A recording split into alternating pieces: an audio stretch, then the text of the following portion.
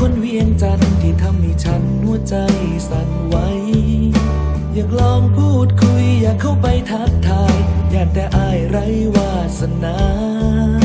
จึงหอบความฮักร่อนเร่แรงมาหวังพึ่งพาสาวเมืองปากสัน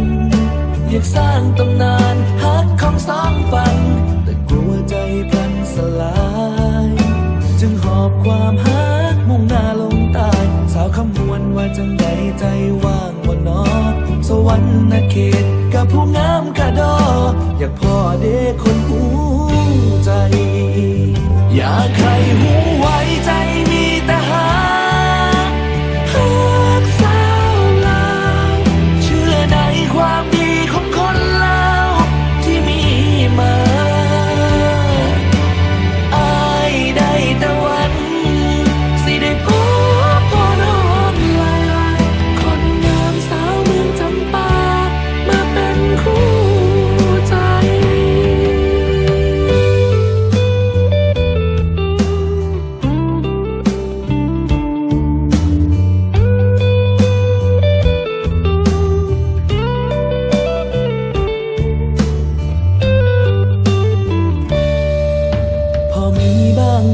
สาวใดที่โอเค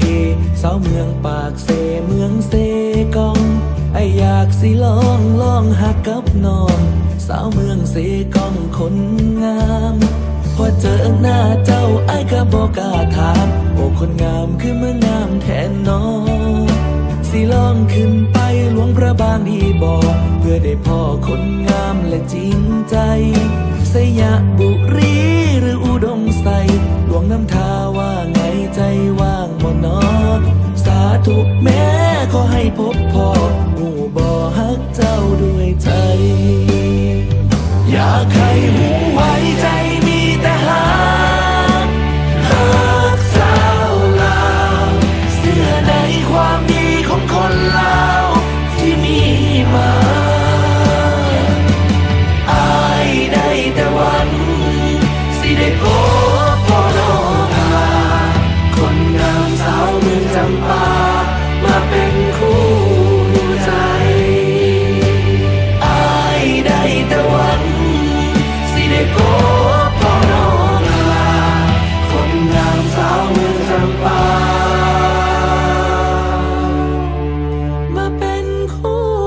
ใจ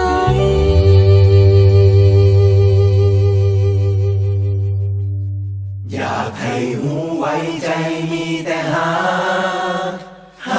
กสาวลาวเชื่อในความดีของคนลาวที่มีมาอายได้แต่หวังสิได้พบพ่อน้องลา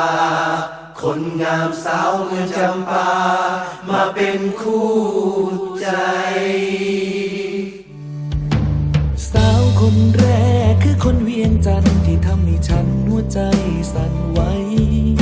อยากลองพูดคุยอยากเข้าไปทักทายอยากแต่อายไร้วาสนา